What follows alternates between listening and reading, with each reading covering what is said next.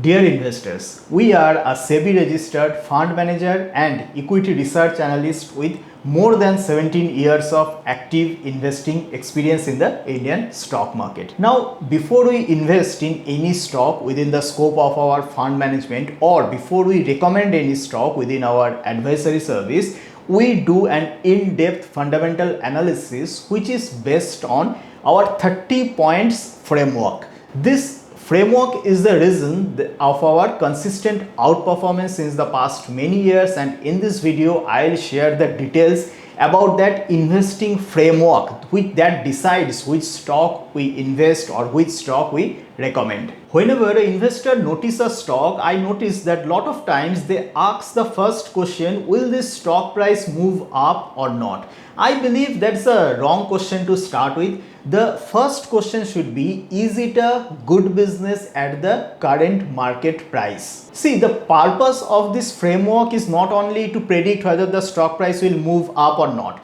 The purpose is, the overall goal is to predict the chances of permanent loss of capital. And this is a very important difference.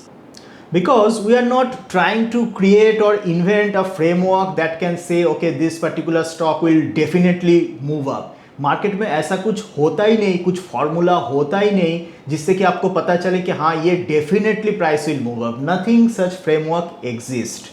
Rather, our framework help to understand three important questions. What's the bull case upside? What's the bear case? And the most importantly, what's the downside if something goes exceptionally wrong? Simple language में यही है, हमको upside जानना पड़ेगा, downside जानना पड़ेगा, and सबसे बुरा क्या हो सकता है. किसी भी स्टॉक में इन्वेस्ट करने से पहले अगर आपके पास इस क्लैरिटी है कि सबसे बुरा क्या हो सकता है, then investing would become very easy. And our 30 points framework actually answer these questions.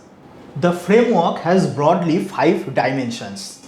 Number 1, business strength. Number 2, promoters and management check. Number 3, corporate governance check. Number 4, financial strength and growth headroom. And lastly, technical analysis, which will decide entry and exit setup. Now for every parameter we classify, or there are 3 simple categories. Green means pass, yellow means caution, and red means danger.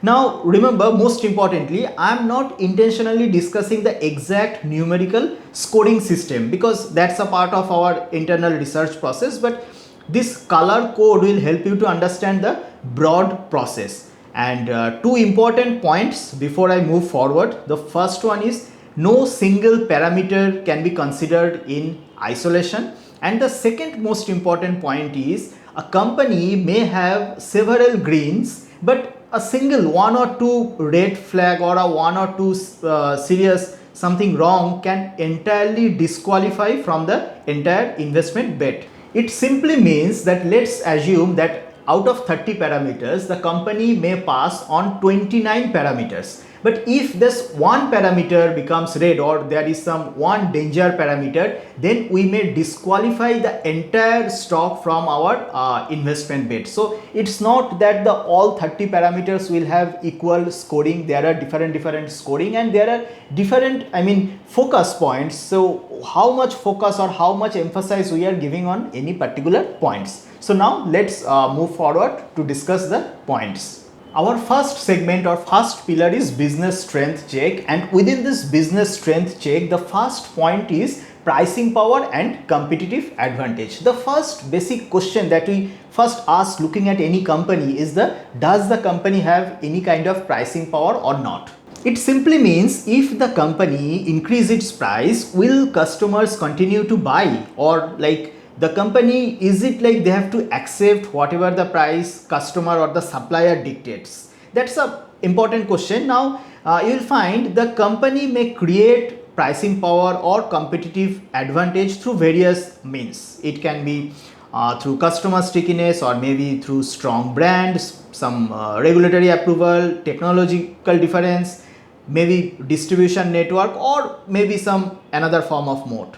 The exact nature of moat can be different for different companies, but overall, if you find a company is offering service or product which is available from a lot of competitors, or a customer can easily switch to different service providers or to buy the same product from different players, then the pricing power is weak or competitive advantage is weak. And normally a weak competitive advantage company or company without having a pricing power can't hold the margin while they grow their top line. So the entire question is, it's not like the whether can company grow their top line or their sales at 20, 30, 40, 50%. The question will look like whether the company can protect their margin or not while they continue to grow, because if they can't protect their margin in their growth journey, that's a red flag, and we normally don't prefer such business. The second point from our 30 points framework is whether this is a cyclical or non-cyclical business.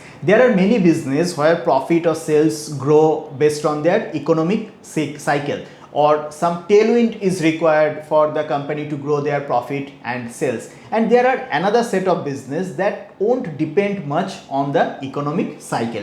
Now, cyclical company are not necessarily wrong, or it's not like that we completely avoid cyclical company. The point is to invest properly or to make a lot of money from cyclical company, you need to understand where in this cycle the company currently stands.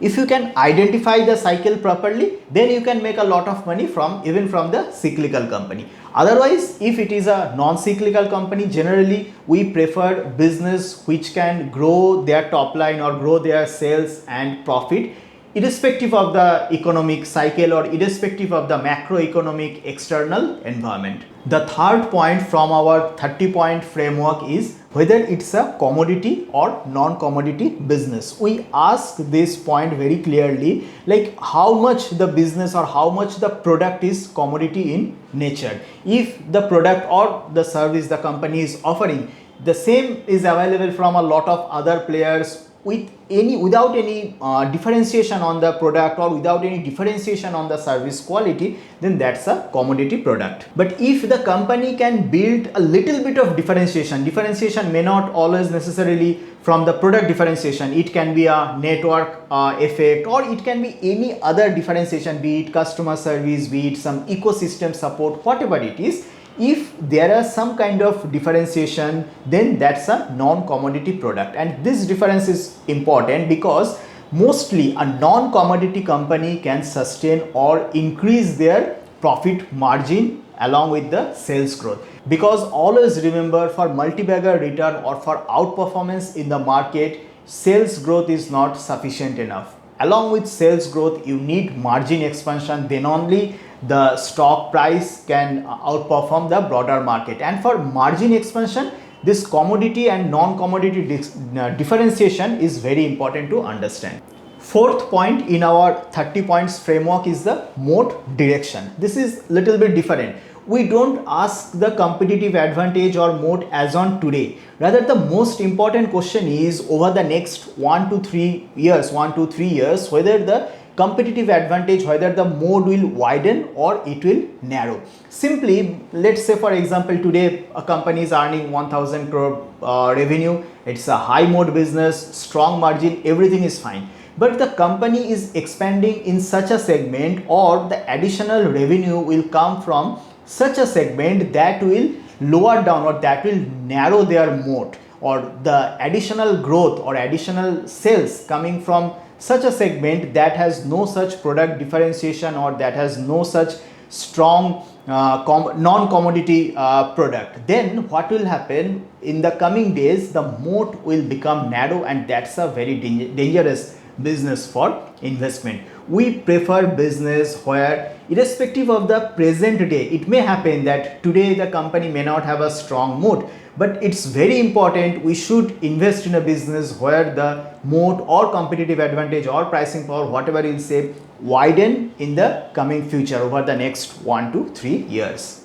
Our second pillar focus on the promoter and management, and within this second pillar, the fifth point from the 30-point framework is promoters' core competence. Simply, who are running the business? Can we bet money on those persons whether they are competent enough to run or to grow the business or not. Because you all know, even a great business, if it is in weak hand, can destroy everything. So checking the core competence, past experience of the promoters is very important. Next, sixth point from our 30-point framework is promoters history on any fraud or any legal case. This is a bit uncomfortable question, but that's very important. Whether there are any past legal case, whether there are any fraud, or whether what kind of allegation they have. We simply look for the promoter's reputation in the market, or whether in the past they involved in some case which the market don't prefer. This is also a very important check, because it may happen that most of the parameters are passed, but just because of this parameter we may completely disqualify a stock. Seventh point in our 30-point framework is skin in the game, or simply shareholding of promoters. Now remember, more than the absolute percentage of shareholder, it's not like the 60% is good, 70% is good, 50% is bad, nothing like that. We prefer the trend, like what's the past trend over the last 1 year, 2 year or 3 year. Remember, we prefer business even if we find a slight percentage of increase in promoters shareholding, and preferably if promoters purchase from open market. If that is from equity dilution, that's different. We may not put that much positivity on that, but even if promoters purchase from, increase their stake from open market purchase, any small percentage, that's a huge positive for us. Eighth point in within our 30-point framework is promoters pledge, shareholding pledge. See, pledge is also very important. Normally we don't touch stocks where the pledging of shares keeps on increasing. Here again, more than the absolute value, the trend is very important. If there is a company where there are some promoter pledge, maybe 30-40% or maybe 50%, but that number is deteriorating or the number is gradually decreasing, that's positive for us. But even if the slight increase, or if the promoters are increasing their pledged holding, then we generally avoid that business. And obviously the best case scenario would be if there is no pledge at all. Ninth point within our 30 points framework is the group structure. You will find in the annual report or in other disclosures, many companies have a lot of group companies. Some companies have a lot of group companies in the unlisted space, some have group companies in the listed space and all. So understanding group structure is very important to understand that whether the promoters are siphoning out money or not. And with this group structure, next there's a point of called related party transaction, which is interlinked and will come under the corporate governance check. 10th point is management remuneration or the salary. What kind of salary they are taking, you will find all this data in annual report. If the salary is somehow correlated or linked with the profit growth of the company, then this is good. But if we see some disproportionate salary compared to the overall employees, or even compared to the the profit growth, then that's a red flag. Third pillar is the corporate governance check, which is a very important. A lot of companies you will find, despite improving their sales and profit, the stock price don't move at all because of this corporate governance check. So within this corporate governance check, the point we look is key employee trend, like whether CFO or the compliance officer or some key directors resigned prior some result release or not. What's the trend, whether frequent changes in CFO or the frequent changes in compliance officer or not, because these are the signals tells a lot. 12th point within our 30 points framework is equity dilution. We look at the last 3, 4, 5 years trend, like how many times company diluted their equity to fund their growth. Normally the best case is zero equity dilution, but if there are some infrequent dilution, maybe once or twice in a 2-3 years, then also fine, depending on lot of if and else. But overall, without any equity dilution, without any external fund, if the company can grow, that's good. If the company frequently dilutes their equity, then that's a red flag.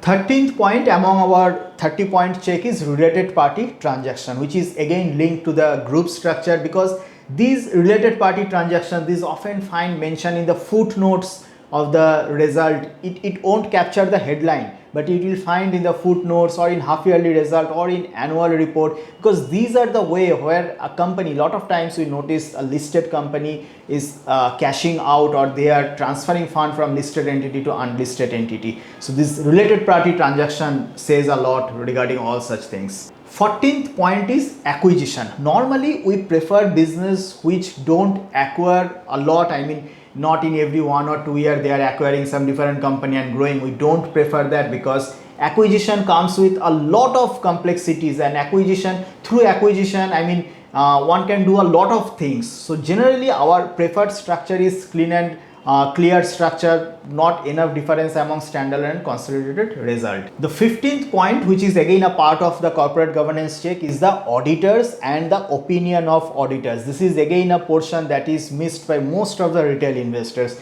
The first thing, we check the frequency of auditors, whether the auditors are changing frequently or not. And the second point, auditors note. You will find in every financial result, be it quarterly, half yearly or annual, there's an auditor's note or auditor's opinion. A lot of red flags, a lot of things can remain hidden on those segment. Now the fourth pillar, which is the financial strength and the growth headroom, and within this fourth pillar, 16 point out of this 30 point framework is working capital. We want to understand how much money the business needs to operate, like how many days of inventory it carries, how long it takes to collect money from the customers, and how much time it takes for the company to get the money from suppliers, and most importantly, what is happening with the working capital cycle. See, if revenue is growing but working capital is growing much faster, we need to ask why, and that can be a red flag. Always remember, the growth shouldn't come at a cost of deteriorating working capital cycle. 17th point, which is again linked with the working capital, that is the inventory status check.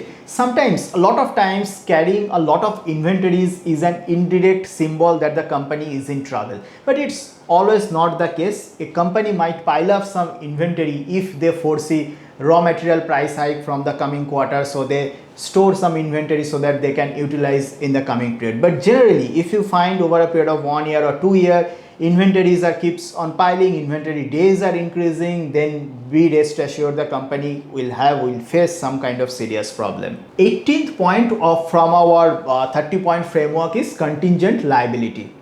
Now, what is this contingent liability? Well, it is a liability that may or may not become an actual liability in future. So for example, let's say a company receive an income tax notice or some GST demand of 10 crore. Now that 10 crore, they receive a notice, they receive a demand, but that's not an actual cash flow. That 10 crore sits on the contingent liability, which means that 10 crore hit may happen in future or it may not happen. So we need to focus, or you need to look what's the nature of that contingent liability. 20th point from our 30 point check is the tax rate. We all know the standard tax rate, so we simply compare whether the last 3 years or 5 years average tax rate is matching with the standard corporate tax rate. If it is not matching, then we check for whether there are some exemption, or whether there are some foreign subsidiary enjoying some exemption or not.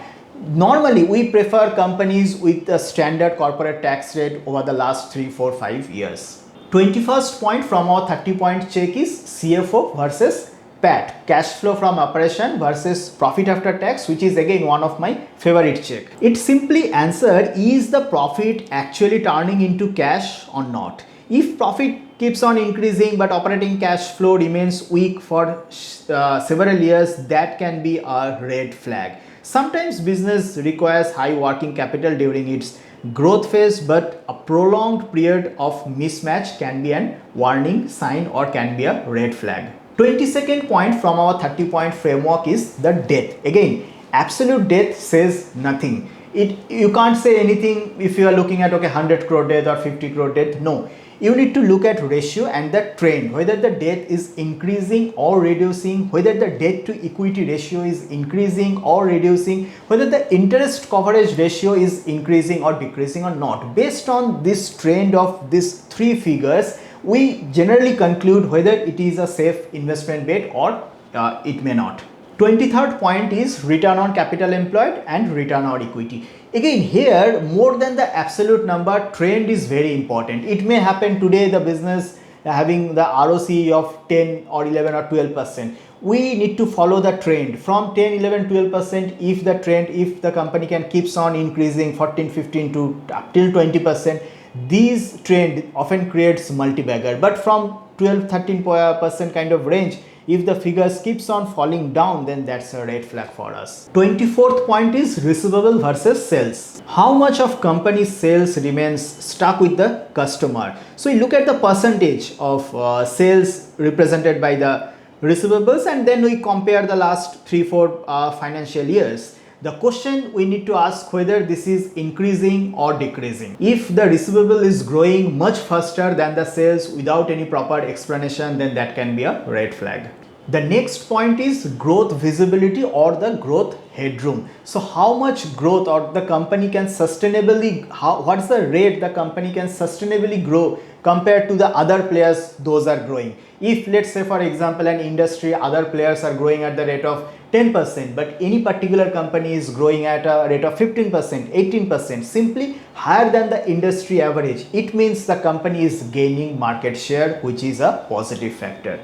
And also the growth needs to be sustainable enough to be qualified as a good investment bet, because we don't like companies where let's say a particular year growth is 30% then again or negative, another year of 40% again negative. No, instead of that, if stable, consistent, sustainable growth is always preferred for our investment case. The next important parameter is margin expansion, which is very important even than the growth visibility. Remember, growth alone won't dictate stock price. You will find a lot of companies growing at the rate of 30, 40, 50%, but the stock price is falling. So growth, if it comes with margin expansion, then only it normally generates appreciation in the stock price. So more than the growth visibility, we put a very deep look on the margin expansion. And I want to share you that these 4 points, growth visibility, margin expansion, growth quality, and the self-sustainable growth rate,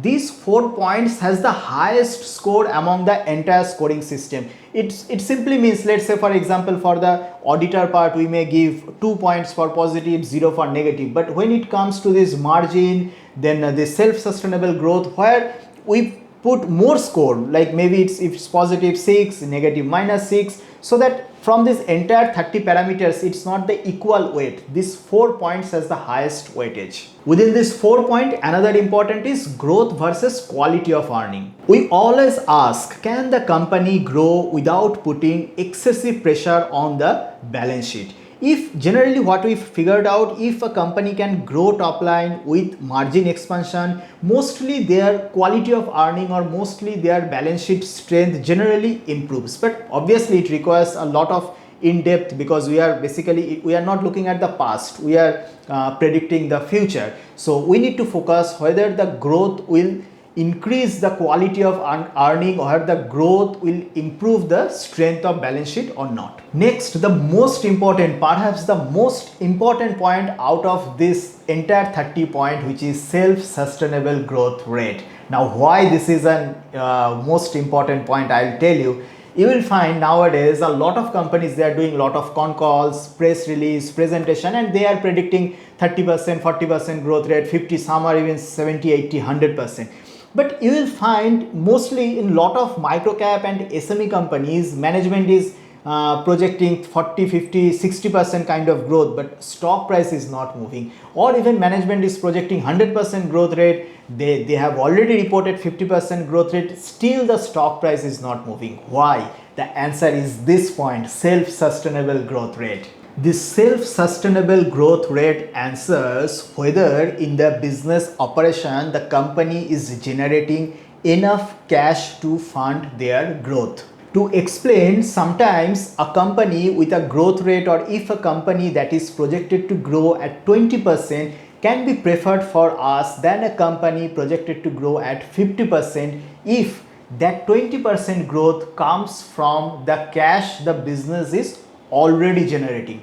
But if that 50% growth requires external borrowing, raising debt or equity dilution, then that 50% growth is not preferred. And how you can get the answer? If you look at the past financials and compare the future growth, then you will get the clear answer. Obviously we have a detailed Excel modeling, a lot of effort goes on back, but understand this overall concept. It simply says, let's say for example today a company is projecting 50% growth rate. Now we look at their existing balance sheet, past cash flow and all. If we figure out to grow that at the rate of 50%, the company needs to borrow a huge amount, or they needs to dilute, or simply they must need external fund to grow, then that's not a preferred growth for us. No matter whether the management in con call saying 50, 60, 70, we don't care.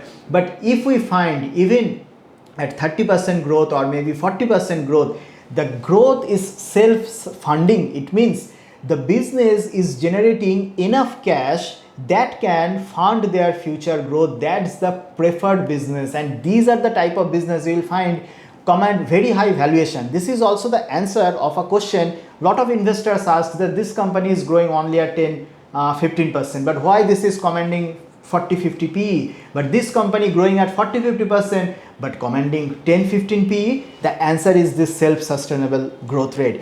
Remember, even if a company is able to grow 10, 20, 15, but if this entire growth is funded from their internal cash generation, then the market offers premium valuation, and we prefer those kind of business. And hope now you understand why this particular thing is the most important point from our 30 points framework. The fifth pillar is technical analysis and entry exit setup. Now remember, we strongly believe that technical analysis has zero value until it is on top of fundamental analysis. Now why, I will give you an example that will clarify more, but let's first discuss like what are the points that we figure within the technical analysis. The first is, or the 29th point, is the price action. What the chart suggests is the stock is showing strong accumulation, or is there any clear trend, or it is it has broken some resistance or broken some downside support. Sometimes we noticed fundamentals are saying excellent, but chart says wait, or some cautions. Then lastly we prefer that chart and we wait instead of taking direct or instant position on that company. The next point is relative underperformance or outperformance. We follow the chart whether the chart of the company is underperforming or outperforming comparing to the index peers or comparing to the peers of a similar segment. Lot of times this happens, a stock may not have a direct peer, then we obviously follow the index. Index means not generic like Nifty 50 index, because that's a good large cap index. Normally we mostly invest in micro cap, small cap, so there are micro cap index, there is a small cap index, even there is an SME index to compare. So it's not like okay, over the last 1 month or over the last 3 months the stock price moved up by 10% means it is validating our investment rationale. No, we look at the relative performance, whether the 10% up move at a time while the index or the peers moved up by 15% or not. Simply putting, if a stock or if a chart is showing higher relative outperformance compared to index or compared to peers, then it's a positive for us. Finally, lastly, we consider downside support. See, fundamental can answer upside, even fundamental sometimes answer the downside.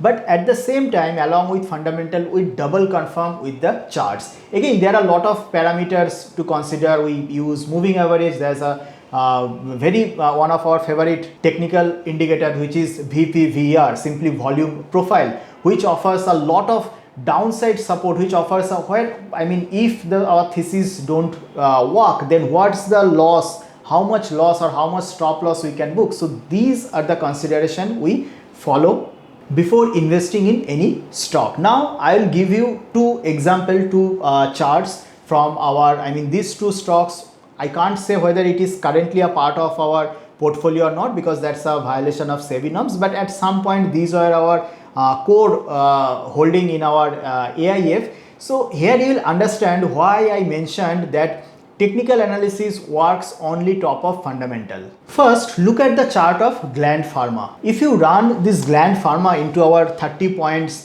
framework, you will find that Gland Pharma will get passed on almost all the framework. Now, if you follow the chart here, you will find in May 2026, the stock price witnessed a breakout, multi-year breakout. Now, why I am saying multi-year breakout? At the same time, now look at the chart of Cosmo Fast. Even the Cosmo Fast chart, you will find back in 2025, the chart witnessed a breakout. But what happened after that? You now open the Cosmo Fast chart and Gland Pharma chart. You will find both the companies have witnessed a breakout, even the multi-year breakout. But on Cosmo First, even after that multi-year breakout with volume, the price crashed within the next 1 to 2 months. But in Gland Pharma, it just reversed. Now, why that happened? The answer is on the fundamental scoring. Again, if you follow all the fundamental parameters, you score, and not only score, if you do a deep dive fundamental analysis, you will figure out the basic difference between Gland Pharma and Cosmo First is the Cosmo First is a cyclical company. It's a commodity business, but it is transforming itself from commodity to non-commodity. But Gland Pharma, that's not a commodity business. That's a business with competitive advantage, business with moat. So when a business with moat, when a business with competitive advantage, with very strong fundamentals, witness a multi-year breakout, and that breakout is backed by some fundamentals. It's not, if you follow the May 26 breakout, that was actually backed by the financial result, management commentary, and the presentation and earning, lot of things. Simply putting, fundamental analysis said that even from the March 26 breakout, whatever that happened, the earning jump, that the visibility of quality earning was present for the next 2, 3, 4 years. But on the Cosmo First, it's not, because it's a cyclical company. Now, see what I mentioned, I had positions in Cosmo First, also in Gland Pharma. Both are the stocks at one point of time had our major investment. I can't say my current status because that's against the regulation, but both had a major part in our AIF portfolio. From both the stock, we made money, lot of money. Remember, while I am telling the Cosmo First, it's important to understand at which cycle we are in. So back in 2025, fundamental analysis provide a clear view that during that point of time, we are not in the favorable cycle of that particular commodity product. So that's why the breakout, even if we notice a breakout, but the fundamental is not supporting the breakout, or the future of fundamentals is not strong enough to support that sustainable breakout, we don't invest in the stock. But the same cyclical business, after that, I can say in 26 we had invested. So by the time 2026, a lot of things changed, cycle reversed, and then technical strength in chart means a completely different thing for us. Now, don't request you provide live examples of all my portfolio stocks, because again, that is violating regulation, and that will be equal to offering a free stock recommendation. So I can't show all of my portfolio stocks and run this 30 points framework. I can't. But as an homework, if you want to know the details, if you are already an existing paid member, you can run all this 30-point analysis on our existing recommendation. Even if you are not a paid member, if you are considering to invest in our AIF or considering to joining our service, just do this homework. Run the 30-point test on Gland Pharma, on Cosmo First. You will understand Gland Pharma is much strong stock than the Cosmo First. So the difference is on the Cosmo First, that's a commodity business, but they are transforming a lot of a part of their business from commodity to semi-commodity. So they are on a improving trend, whereas Gland Pharma is already a strong candidate. So these clarifies a lot of things. It helps you to understand your downside, upside from yourself. I hope it provided a lot of clarity on the investing framework or how we select stocks, because a lot of time investors ask to share, how we select stocks. Now here in the screen, here is our email ID, our contact details, our website details, our fund, our offering everything. As I mentioned earlier, we simply offer fund management service for high net worth individual. If you have an corpus of more than 1 crore, you can approach us for complete fund management service. Or if you have a lower corpus, you can opt for our advisory service. In both the service, we focus on small cap and micro cap stocks to outperform the market. I am also attaching the PDF presentation in the description and the first comment of the video, so that you can cross check, or you can save it in your own system for future reference. That's all for today from my side, and wishing all of you an happy investing journey.